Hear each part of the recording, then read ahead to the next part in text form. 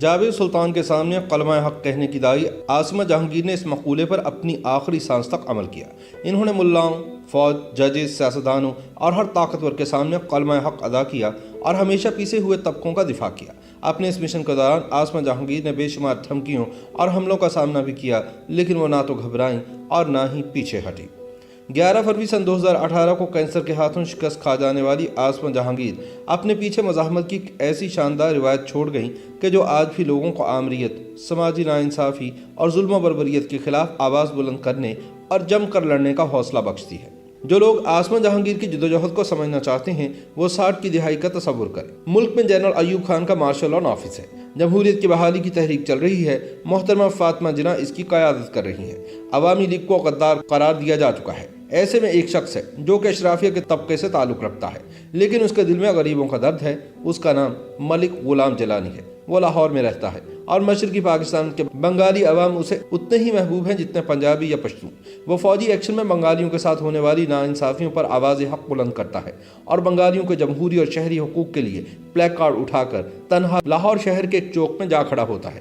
لوگ اس تنہا آدمی پر آوازیں کستے ہیں، اسے غدار کہتے ہیں۔ یہ بھول جاتے ہیں کہ اس نے سن 1958 کی فوجی آمریت کے خلاف احتجاج کرتے ہوئے اپنے اعلیٰ عہدے سے استعفیٰ دے دیا تھا اور عوامی لیگ کے شیخ مجیب الرحمان کی گرفتاری اور اس وقت کے مشرقی پاکستان میں ہونے والی خونی داستان ستم کے خلاف آواز بلند کی تھی۔ پھر وہ جیل جاتا ہے۔ اس بہادر آدمی کی باشعور اور نوعمر بیٹی یہ سب کچھ دیکھ رہی ہے۔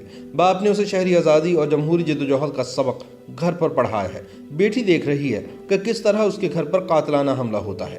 ہدف اس کا باپ ہے، لیکن اس حملے میں ایک صحافی جان سے گزر جاتا ہے جو ملک غلام جیلانی سے ملاقات کے لیے آیا تھا۔ بیٹی باپ کو جیل جاتے اور جیل سے آتے دیکھتی ہے اور اس کا دل پارا پارا ہوتا ہے۔ وہ اپنے باپ کی رہائی چاہتی ہے۔ ایک وکیل ملک غلام جیلانی کی رہائی کے لیے کاغذات تیار کرتا ہے تو عاصمہ سے بتاتی ہے کہ اس کی ماں کاغذات پر دستخط کے لیے موجود نہیں۔ وہ اس لڑکی کو دیکھتا ہے، اس کی عمر پوچھتا ہے اور جب وہ اسے بتاتی ہے کہ میری عمر 18 برس ہے تو وہ اسے کہتا ہے کہ اماں کے پاس ان کاغذات کو لے جانے کی ضرورت نہیں، تم بھی اس پر دستخط کر سکتی ہو۔ وہ وکالت نامے پر دستخط کر دیتی ہے اور یہیں سے وہ لڑکی پاکستانی آسمان پر طلوع ہوتی ہے جو باپ کی آزادی کا مقدمہ لڑنے گئی تھی اور پاکستانی عوام اور دنیا کے مظلوموں کے حقوق کی وکیل بن گئی۔ عاصمہ جیلانی کیس پاکستان کی تاریخ میں مارشل لاء جرنیلوں کے خلاف ایک مثال بن گیا۔ عاصمہ نے کنیٹ کالج سے BA کیا اور پھر وکالت پڑھنے میں جت گئی۔ اس کا پہلا مارکہ سن 1969 میں پنجاب میں گورنر ہاؤس کے دورے پر ہوا جہاں وہ ایک احتجاجی جلوس لے کر گئی تھی۔ سن 1983 میں جنرل ضیاء الحق کے دور حکومت میں اس نے ان شرعی قوانین کے خلاف آواز بلند کی جو اسلام کے نام پر عورتوں کے حقوق غصب کرنے کے لیے بنائے گئے تھے۔ وہ کبھی گھر میں نظر بند کی گئی، کبھی جیل بھیجی گئی، لیکن وہ گھبرائی نہیں اور اس نے human rights commission of Pakistan کی بنیاد رکھی۔ اس کی بہن ہنا جیلانی نے اس ادارے کو بنانے میں اپنی بہن کا بھرپور ساتھ دیا۔ سر ہتھیلی پر رکھ کر عاصمہ، ہنا، آئیے رحمان اور عزیز صدیقی وغیرہ نے پاکستان میں انسانی حقوق، عورتوں، بچوں اور کچلی ہوئی اقلیتوں کے حقوق کے لیے مسلسل جدوجہد کی۔ سر ہتھیلی پر رکھنا عاصمہ اور ہنا کے لیے محاورہ نہیں، حقیقت تھی۔ ایک نوجوان لڑکی سمیہ سرور جو ان کے ادارے میں پناہ لیے ہوئے تھی، وہ ہنا کی موجودگی میں اپنی ماں کے ہاتھوں قتل ہوئی اور اس کا گرم نوجوان لہو ہنا اور عاصمہ کے دفتر میں بہا۔ عاصمہ نے جمہوری جدوجہد کا سبق سن 1972 میں اپنے والد کے مقدمے کے دوران پڑھا۔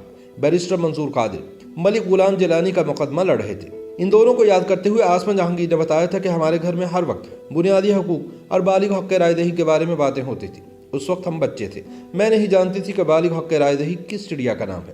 میں تو صرف یہ جانتی تھی کہ میرے والد اس کے لیے لڑ رہے ہیں۔ امی کو سیاست سے کوئی دلچسپی نہیں تھی۔ ابا جب گرفتار ہوتے اور جیل جاتے تو وہ کار بیچ دیتی اور ہم لوگ تانگے میں سفر شروع کر دیتے۔ ہمارا گھر کرائے پر چڑھا دیا جاتا اور ہم اپنے نانا مولانا صلاح الدین کے گھر چلے جاتے۔ عاصمہ نے اس نوجوان سے عشق کیا جس کے گھر کی دیوار ان کے گھر سے ملی ہوئی تھی۔ عشق کامیاب ہوا اور وہ سسرال اور میکے کا لطف اکٹھے اٹھاتی رہی۔ 3 بچوں کی ماں بنی، لیکن عوام سے اور غریب طبقات سے ان کا رشتہ کبھی نہیں ٹوٹا۔ سن 1983 میں ضیاء الحق کے دور میں انہیں جیل ہوئی۔ سن 2007 میں وہ گھر میں نظر بند بھی کی گئی۔ عاصمہ نے پاکستانی اقلیتوں، غریب اور بے سہارا عورتوں، بھٹا مزدوروں اور کسانوں کے حقوق کا مقدمہ ہمہ وقت لڑا۔ ان کا کہنا تھا کہ انصاف ہمارے یہاں ایک نادر و نایاب شے ہے۔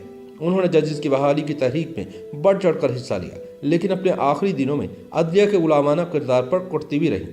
اپنی موت سے چند دن پہلے سپریم کورٹ میں ان کے دلائل کی گونج ہر طرف سنائی دی۔ سن 1983 میں ویمن ایکشن فورم کی تشکیل میں ان کا بنیادی کردار تھا۔ شہلا ضیاء، نگار احمد، روبینہ سہگل، نیلم حسین، فریدہ شہید، لالا رخ، نگہت سعید خان اور دوسری خواتین کے ساتھ مل کر आसमा जहांगीर ने जनरल ज़िया के बनाए हुए मुतनाज़ क़वानीन के खिलाफ जम कर लड़ाई की। आसमा जहांगीर तो अपने जिदोजहद से भरपूर सफ़र मुकम्मल करके अगले जहां चली गई, लेकिन इनके और हम सब के बहुत सारे ख्वाब अभी तक अधूरे हैं, जिन्हें पूरा करने के लिए आसमा की जिदोजहद को आगे बढ़ाना ज़रूरी है। इनके ये अल्फाज आज भी हमारे कानों में गूंजते हैं कि आपकी गोलियां ख़त्म हो जाएंगी, लेकिन हमारा ये सफ़र ख़त्म नहीं होगा। शायद आसिमा जैसे लोगों के लिए ही कहा गया है कि हम ना होंगे तो कोई हमसा होगा। YouTube पर गूगली न्यूज देखने के लिए youtube.com की सर्च बार में गूगली न्यूज टीवी टाइप करें। गूगली न्यूज के पेज पर सुर्ख रंग के सब्सक्रिप्शन वाले बटन पर क्लिक करना ना भूलिए। YouTube पेज पर अपलोड होने वाली वीडियोस से बाखबर रहने के लिए बेल आइकन पर क्लिक कीजिए। आपको हर नई वीडियो के बारे में नोटिफिकेशन मौसूल हो जाएगा।